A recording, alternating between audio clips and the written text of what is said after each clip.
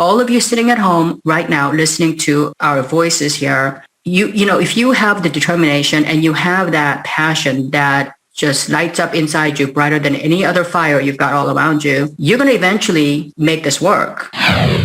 Welcome to the My Future Business Show, where we get you in front of your best audience and keep you there. Not only are we interviewing the biggest names in business to help you become even more successful, we're inviting you to book your spot on the show to help you grow your business. So at the end of the call, make sure you fill in the interview application form at myfuturebusiness.com/interviews. Hi, and welcome back to the My Future Business Show. My name's Rick Nuske, and welcome to the show that gets you in front of your best audience and keeps you there. Now, on today's call, I'm on the line with Victoria Wieck. Welcome to the show, Victoria. Thank you for having me. So great to be here. Yes, absolutely. My pleasure. You and I were just talking a little bit about our backgrounds and surnames and things like that, just leading up to the call. And for everybody on the call today, if you love jewellery, if you love jewellery design, you love business, you want to learn about how to be successful in this field, and I think you're on the right call today because Victoria is going to share a lot about that. We're going to take a deep dive into her experience. And actual fact, there's a lot to unpack here. But before we do any of that, Victoria, I'd love to learn, firstly, where you're located. Oh, I'm actually today calling in from Del Mar, California. Mm-hmm. Now, you're in Australia, right? I am. I most certainly am. Great. Yeah, I'm right near McLaren Vale, which is a pretty well-known wine region in Australia. Now, are you transient? Do you get around a fair bit? Yes, I have traveled for my business, I think 35 or 40 countries, several million miles. Obviously, with COVID, I haven't traveled a lot, but I actually live in more than one state because I have businesses, in different parts of the country in the United States of America. So yes, I do. I'm looking forward to traveling specifically to get down to Australia and New Zealand. That's the only place I really haven't been. That's on my bucket list. Oh yes. So yes. Well, look, the door is absolutely always open for you when you do arrive, because I'm sure you will love it. It's certainly an opportunity to open some more doors and create some more connections down south, as it were. Now, when you are not working, do you actually ever get any time to relax? And if you do you have any hobbies? Do you like watching movies? What's your thing in your downtime? Yeah, so actually I started my business based on my hobby, which is jewelry design. And so I still do a lot of sketching. I love sketching. I'm here in San Diego where things are just blooming all the time, where we are. So I love to paint landscapes and so forth. I love classical music. I play classical music. I love to go to Sydney Opera House. It's one of my bucket list things. I spend a lot of time with my family. I started my business to spend time with them. So it's one of the few businesses that went from zero to $500 million in sales, which was completely designed around their schedule. Oh. So, I'm a mom of two and come from a culture, in Asian culture, mom's very present. So basically I was forced to look for distribution outside of the United States because of I took advantage of the time zones here. So for example, like 5, 6 a.m. California time was, 8, 9 a.m. New York. Yes. And it's like UK time, it's, like midday. So I basically worked a couple of hours before I drove my kids off to school. Then I worked all that time for California time. And then, by the time they got off school at 2 o'clock, I spent 2 to 5 to 6 p.m. with them, 100%. I did all their activities. Then 6 p.m. California time is 10 a.m. Hong Kong, 11 a.m. South Korea. So I had all the distribution in Asia. So basically, my business is really tooled around my family, and it hasn't really changed today. And that is a wonderful thing because, you can always work more, but you can't get back time once it passed by with your family, can you? Right. And I think my whole journey is really interesting because every single time, I came to a point in my life, I'm like, why am I working so hard? I started my business because when your business grows from nothing to 100,000, 200,000, it's hard, but it's manageable. Yep. But then when it gets over to $10 million, it can almost run you. because you're so busy, the stakes are so high, you feel like you have to be there for everything. So at some point I was like, wait a minute, this is going the other way around.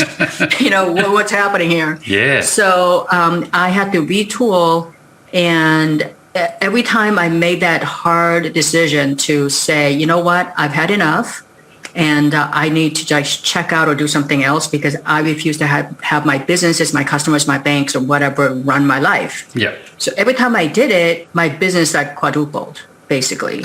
So, for example, when I was at a TV station at HSN, which is like at the time it was second largest TV station. Now it's a part of QVC HSN. Yep. When my contract was up, I just told them, my business was like at the high. It was like $25-50 million a year at the high. And they were almost getting to the point where they wanted me to come every month and, 7 days a month. And then I was traveling to their sister network in Japan. I mean, just on and on. And I thought, you know what? I can't do this anymore. This is so crazy. I told them, look, I want to retire. I don't want to work anymore. And they were like, well, wait a minute. You can't do that. And I said, well, yes, I really can. Vendors can quit. Designers can quit. The people can quit. Trust me. So they basically came back and said, you know what is it that you don't really like about your work? I mean, we really would love to have you, a little bit of you than nothing. So they came up with an idea where they're going to do the production. They're going to do, all these other things, and just left me doing just what I love to do, which is sketch, go on TV, share my story. So I didn't have all the operational things that I had to deal with. Yeah. And then since I was only doing what I love to do, my business just exploded again. Off. Yeah. So so every time I try to quit, my business grew, like 200, 300, 400% involuntarily. Wow. So what a good problem to have. Yeah, it was a really good problem. And now my daughter is 28, and she's pregnant now. She went through. So basically, I quit my. Even then, I did pull the plug and say, okay, you know what? When my last contract was up, I said I'm not going to renew this. Yeah. I need to, just do some other things. So I did. I left. I wrote a science fiction novel. And, it was a lot of fun. It just, I got it out of the system. And everybody says, first-time authors' books suck. So I said, okay, well, I'm not going to buck the trend. I'm going to just understand it sucks. So I'm going to get my first book out as soon as possible so I can get to my second book, right? Yes. So then I wrote the second book, which is The $1 Million Hobbies. And that is the podcast that I host. And I've had some crazy, interesting guests on it. They're just amazing. They have compelling stories, just chill, wonderful people that I've known for years. Yep. So I'm having, a lot of fun with that. But yeah, listening, your audience, I think, I don't want to, I come from a really humble background, as you might have guessed from my bio. I never forgot where I came from. And when we are on TV building this, I've sold over 15 million pieces of jewelry on TV. Oh, wow. So when you build this kind of relationship with the audience where you have a cult following, you can't be all about you. You got to be all about the audience, right? So what I'm trying to say here is that, I'm here to share my experience with your audience to not only to inspire them. It's not about, hey, I accomplished amazing things. I'm here telling you a lot of the things that I've done. I mean, I just prioritized my family, my life, and the business came. And designed it around it. And designed it around it. And you can too. All of you sitting at home right now listening to our voices here, if you have the determination and you have that passion that just lights up inside you brighter than any other fire you've got all around you, you're going to eventually make this work. Yeah. And it's very rewarding. And, I get into I do have an MBA. I was told you got the fastest way to success is, go get multiple degrees, go to whatever. They have a path. Yes. I did it. I was suffocating. Oh, yeah, I can imagine. Yeah, I was suffocating because, you have a creative person stuck in a box. And, I was working for a jewelry company and I'm designing beautiful things. And then some CMO or CFO who doesn't understand jewelry or women or consumers would sit there and go, you know what, I can't fund this. So you're going to have to do X, Y, Z. And he doesn't know a thing about, what women want. Mm-hmm. So I was just like suffocating. So, I took a leap of faith. But the other thing I want to say to whoever is listening, all of you who are listening, is there's no guarantee in life except failure. You are going to fail. You are going to fail. Okay, there's no question about it. I was going to ask you about that, Victoria. What have you actually learnt from failure? What's the biggest takeaway, do you think? I think I failed a lot because I started my business with just like really desperation, with no money, no mentors, no nothing, no connections. So you can imagine you fail a lot. And when you do, you feel like you want to quit, and you self-doubt seeps in, and you're like, okay, well, you know what? That was really stupid. Like, a lot of smart people fail in business. What made me think that I was going to succeed? So, all these things come into play, all the experts that tell you, So what happens is when you fail, everything that I've ever failed in my life, they caused my success. So smaller failures lead to bigger successes. The only problem a lot of people have is when you have a small failure, you focus on the failure and you go, you know what? I tried this whole new collection. It was a bomb, so I'm just not going to ever, do any flowers anymore because it didn't sell. Yep. Okay. Yep. Well, I would sit there and go, you know what? I love flowers. Women love flowers. Everybody loves flowers. So what was it? Yeah. What was it why didn't it sell? Yeah. Well, if you can figure that out, you basically end up making a better collection. So what I preach is that the things that are absolutely certain in life is you will fail at something at some point, even if you think you're perfect. Most of us are not. Okay? No, absolutely not. So when you fail, don't try to have a fall back position.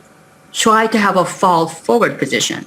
So it's the art of learning to fall forward. When you learn to ski, they tell you to fall forward. Yep. Don't fall back, because when you fall back, you die. You fall forward, you get up, right? Yep. So what is the fall forward nugget from every failure? Because, all the failures I've ever faced, eventually they shaped who I am. They made me a better person. They made me a better businesswoman. They made me make decisions that are smarter, faster. And so you can count on failures, but you got to manage them. Yeah. So I think that's, and the other thing I want to say to a lot of the people that are listening too is, sorry, somebody doesn't realize I am on TV. So it happens a lot. I have a live show. Sometimes, my daughter is calling me, Mom, where are you? Like it happens more often than you'd like to expect. Yeah.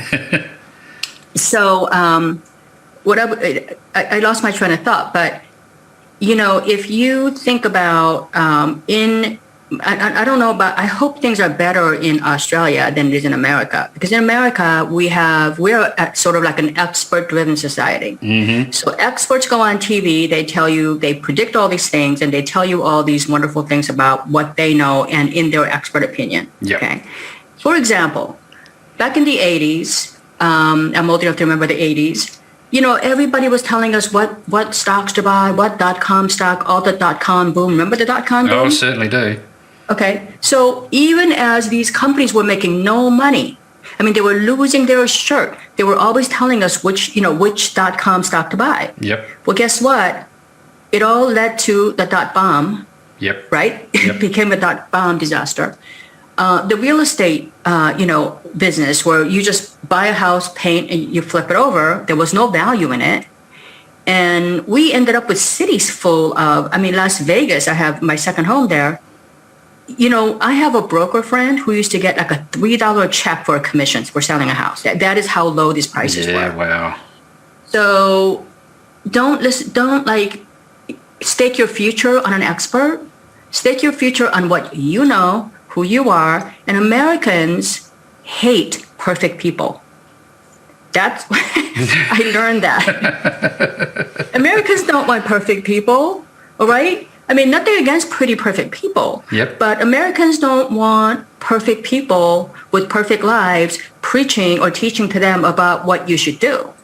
Americans love people who are imperfect, flawed people who don't have a whole lot, who's trying their hardest. That's who they root for. Yeah, absolutely. So if you fit that description, if you fit that, hey, you know what? I'm not perfect. I mean, I have glaring weaknesses, but I'm trying my best. I'm working on these things, and even though I'm imperfect, I am really, really good at this one thing. Yeah. You know, that's a great formula for small business to succeed. So, you know, I don't want anyone to think like I'm here bragging about myself. It's no, but really you should. about. But you should actually give yourself some credit, because you've achieved some incredible things. And you know, at the end of the day, this is where the value for this show comes in, Victoria, because you're sharing your wealth of knowledge, and you can't buy experience. So, I'm loving the call. Thank you very much for opening the door. Thank you. Yeah. So, yeah. Go ahead. You can ask me a question. No, I did have a question actually. In terms of you know, we always see the success, we see the shiny side of things, but do you ever have any downtimes emotionally, psychologically, and what did you do when you went through those times? What sort of nuggets could you share with us there to rebound? Yeah. So, you know, it's interesting because I'm actually in my book that I'm writing. This was a very hard portion of the book because it is very emotional. And, you know, when you have these down times, I got to the point where it was so depressing, so hopeless, that I thought, you know, my dad used to say, America is the promised land. You know, that's where all the dreams come true. Yep. And I used to tell him, you know, all the dreams that you talked about was just that. It was just a dream. It's never going to come to reality. But I actually hung on to hope because I had no other choice. You know, there was nothing else to fall forward, far back to. I had no other choice but to hold on to the tiniest little thing that what if this could come true. Yeah. So the fact that I grew up, you know, in East Los Angeles, where back in, you know, I moved from like a very idyllic, like almost like what we would see in Australia, you know, on a little island on a beach. And I come to America and there were like barbed wires and, you know, gunfights and stuff like that at my school, which I had never seen before. Major contrast. It was really scary. But I think that when the times when I failed and I feel like, okay, you know, my business went pretty well and then it would just stop. Mm-hmm. And then I would go, okay, well, maybe I just like bucked the trend. Maybe I beat the small business failure rate of 75% in the first 2 years by a year. Maybe this is my year. It's my third year. Maybe I just got a delayed failure coming in. So, you know, you start thinking about this way. But then, you know what? I said to myself, okay, God didn't put me on earth so I could work this hard, come this far, just to starve and to be desperate and destitute. I refuse to do this. Yeah. So I'm going to have to give it one more try. And I'm a huge fan of collecting quotes from people that had accomplished great things. Yep. And so if you look at like Thomas Edison's journey, and he talks about his failure, because I'm an avid reader, you know, and he tried his experiment 1,000 times. He failed 1,000 times. The 1,001st experiment ended up with the light bulb. Yep. So how great is that, right? Yeah, absolutely. So if you look at these people that accomplish great things, I mean, Galileo was like hunted down by the government because they thought this guy was absolutely cuckoo. You know, he was literally like minutes before being skinned alive. So you know, it's very dramatic examples of it, but I had to hang on to these kinds of the far, far what ifs, because I had nobody like you or me telling people, look, this is normal. Failure is normal. Like, plan that into your business plan. Yep. You know what I mean? Absolutely. It's like, yeah. So it's normal. Sage It's advice. nothing wrong with you. Yep. Yeah. But the other thing too is, I mean, look at what happened in the year 2020. Okay. You could have done everything right. I mean, you could have had a Harvard MBA. You could have a thriving business. Well, COVID wasn't your fault, right? No. So some failures are not your fault. Some failures are your fault. But either way, the lesson there is creative entrepreneurs, persistent entrepreneurs, people who love their passion, find a way to innovate, elevate, amplify. And, I'm not a big buzzword person. I like, in all my writings and everything, I try to make it so that no one has to ever look up a dictionary word. Simplify. Simplify, because, every time somebody has to look up a dictionary word, it's an opportunity for you to lose your audience. Of course. So, but I will say that, I think the more struggles that I had, all of the struggles I've had, including not being able to speak English, to, just not understanding the culture, because not understanding the acceptable norm actually helped me a lot. I just didn't even see what the norm is. In many cases, I would just, for example, when I got into the jewelry business, for many of you who are jewelry fans, a lot of the women actually love jewelry. Almost every woman loves jewelry. When I got into the business, I worked in a chain manufacturer, and they would say, okay, well, our inventory is 18 inch, 20 inch, 24 inches, and 30 inches. There were standard lengths of necklaces. It still is today in a lot of places around the world, okay? I said, well, why 18, 20, 24, and 30? Well, we've always done it this way. I said, well, do you realize that 80% of American women actually would look better in a 17-inch necklace?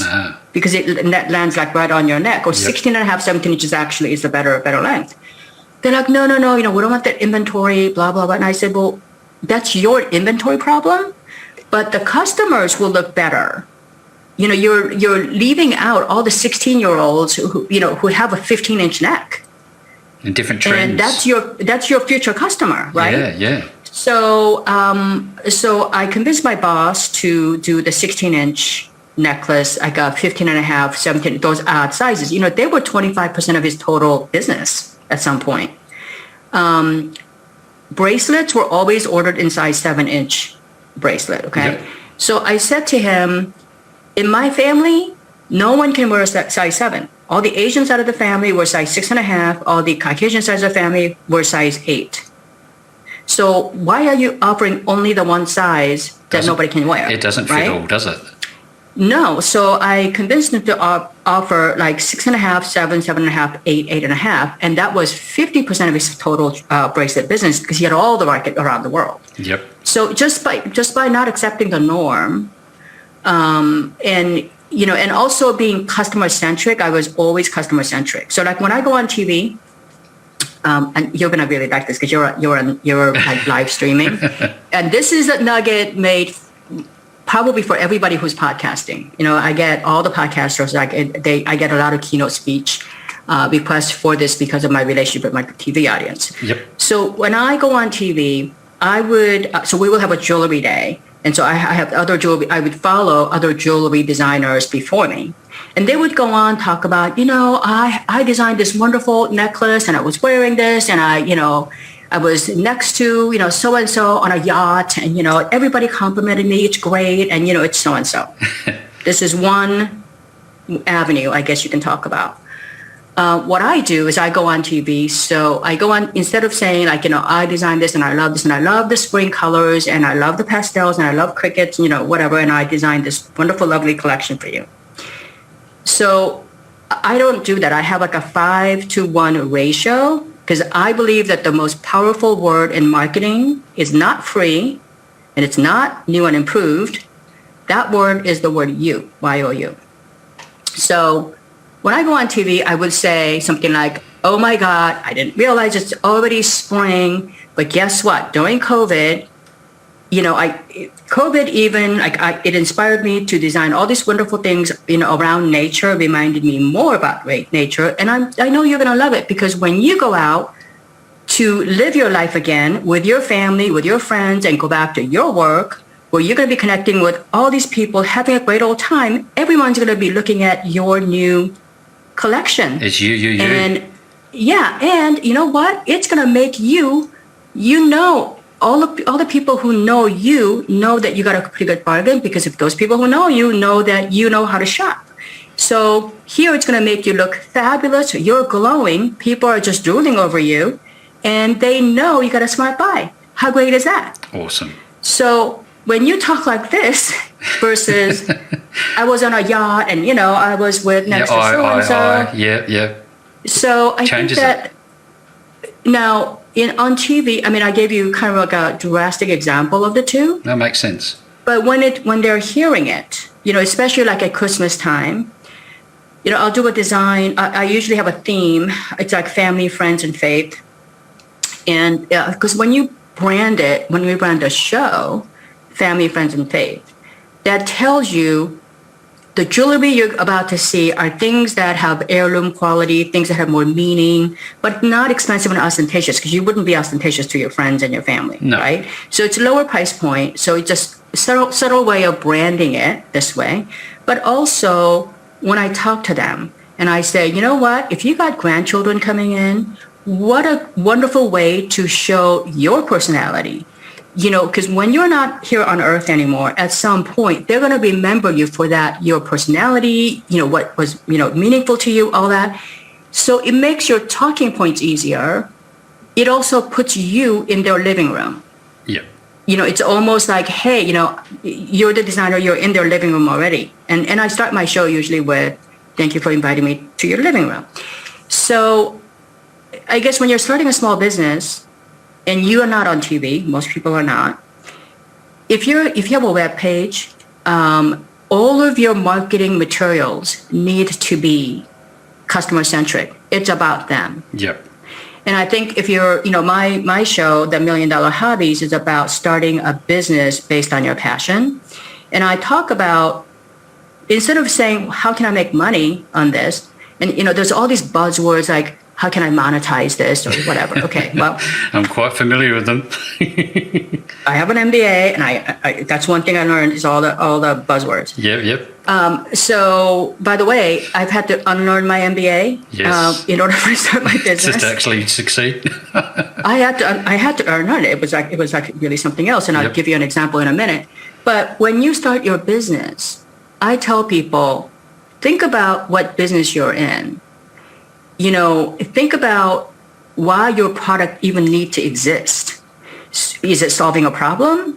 Is it, helping somebody save money or time? Is it helping somebody prevent a problem in the future? Is it helping them feel better? I mean, why are you there? Yeah. Because if you're just concerned about like how much money can I make, then you end up with the choppy marketing message. Yep. Because you're always looking for the shiny green buzzword that doesn't connect with anybody, right? Absolutely. So, think about truly, even things like negotiating. I talk about how you almost have to negotiate for your customer for their best interest. That's how you become, because you and your customer are tied. Right? And they won't even know that, will they? So can I ask you about the book itself? Is it a long read? How does somebody go through it? And ultimately, I guess the next question is going to be, where are they going to get it? It's not out yet. Right. It's interesting because I always thought I would self-publish the book. The science fiction, I thought I would always get like a big publisher to publish it because it takes money to do a movie and all that. So, the how-to, I thought I was going to just publish it myself, and because I have a huge following. And what happened was, you guys, I'm just being really candid with you. So what happened was I had the whole marketing plan. I had a landing page, all this stuff done on my website, and I was promoting the upcoming book. And then I went into this like Meet the Agents event. And these were highly curated, like super duper agents, like movers and shakers. They were all in one place, and I was able to meet them. And I thought, I'm going to self-publish it, but I'm always a learner. I'm always interested in learning. I have this undying curiosity about things. You're hungry for it. So I thought, you know what? I'm going to participate in that. I'm going to pitch my book. And so there were 11 agents. And when I pitched my book, I told them, I said, look, I'm not trying to sell the book. I'm trying to improve the book. So can you guys just give me your professional feedback on the title of the book, the subtitle, the cover, because I had already designed the cover. Mm-hmm. And so I didn't think about selling it, And then what happened was all 11 agents, they were like, you know what, we could sell it today. Like I could sell it now. Your book is it's just like a no-brainer. I could sell it. It's so well proposed, and structured. The concepts are on the money, and your story is just astonishing, right? So then I thought, okay, well, it just, I'm not sure. But then two of them said, we can get you an advance for the book. Oh. So I thought, well, if I'm getting paid to sit out, maybe I will sit out. So that's a no-brainer. So the next question was, how much? Because I have a killer market. If you ever want to write a book, Rick, I can tell you, I got a killer plan for this. Awesome. So basically, I'm now waiting for the publisher to get back to me with the money deal. Yep. But they can go to milliondollarhobbies.com and sign up for the book. Excellent. And the book is really not written to make money so much, but and I hate to I don't want anyone to misinterpret what you're trying to say. No, misinterpret what I'm saying. I'm loving it. But what I'm saying is that I'm not Oprah Winfrey. I'm not Michelle Obama. I'm not anybody that successful. But in my own journey, where my dream in the beginning was just to be able to own my own car, like a beat up old car, and just be able to exist in the world. Mm-hmm. From that dream to building a $500 million business where I never, ever have to worry about money. Yeah. And I haven't had to worry about money for a couple of decades now, because I also live very, very low, well below my means. Okay. I live with no debt. What's the word? Frugally? Not necessarily frugally, but I don't buy anything I can't afford. Not too exorbitant. Yep. Nothing exorbitant. I love it. I love the balance. And when you come to my home, it is a very nice home, really nice neighborhood, but I don't have anything so nice that my husband is, he's also very humble, and he said he wouldn't let me buy anything really nice for furniture. And I said, well, we earned it, and it's not that ostentatious. And he says to me, when people come to your home, you want them to be comfortable. You don't want them to think oh my God, can I sit here? It's so nice. Yep. Can I sit here? He also don't said, touch the white leather. Yeah. He said, you don't want people to think we are so successful that it makes them feel bad. So he said, when people come to my home and they leave, we want them to feel a little bit sorry for us. So it's true. Oh, wow. It's true. I wouldn't expected that in a million years. Yes. So he went to fancy school, and all his friends, when we go to reunion and stuff, they're like, well, what do you do? And we're standing there. We're the only people with nothing fancy, which is very simple. And he would say, well, we're sort of gainfully unemployed or something. Gainfully unemployed. Because we're not really employed by someone. Yeah, I understand. But we're gainfully employed. So it's kind of a fine word, but they feel sorry for you, because then they come to our house and we don't have anything fancy. I mean, we have nice things, but we're not Yeah, no. So he wants everybody to feel sorry for us. So what happens is they go, and we end up with last time we were his reunion, I ended up with free tickets to Deer Valley, free tickets to the box seats for the Boston Red Sox playoffs. I mean, these people felt sorry for us. And I said I feel terrible now. I feel like I'm getting... Oh, you shouldn't. Look, I think, in closing, I just have to say, Victoria, that your humble nature, your husband's humble nature, your conservative almost approach to living life and serving others shines through. It is an absolute credit to you. Now, if I can just ask you in closing to share, you have two websites, and I know that you are on a number of others. If you wouldn't mind sharing those domains where people can find you. Yeah, so you can go to www.victoriawieck.com, Wieck, and it tells you all about my whole wide world. Fantastic. And then the milliondollarhobbies.com, it's all about the podcast. And by the way, anybody who wants to be on my podcast, you don't have to be famous, you don't have to be super successful. Mm-hmm. You just have to be somebody extremely passionate. They can come on my show. There's an application form. They can fill them out. And I just, so what I was telling you earlier was that now I'm really working on my legacy of empowering, educating. And when I come on a show like this, I don't want to just talk about what I've accomplished or just to inspire you and encourage you. I want you to take action. I want you to go home today and think, oh my God, I'm a big person about the one thing you can do today. So what is the one thing I can do today to cause another action tomorrow?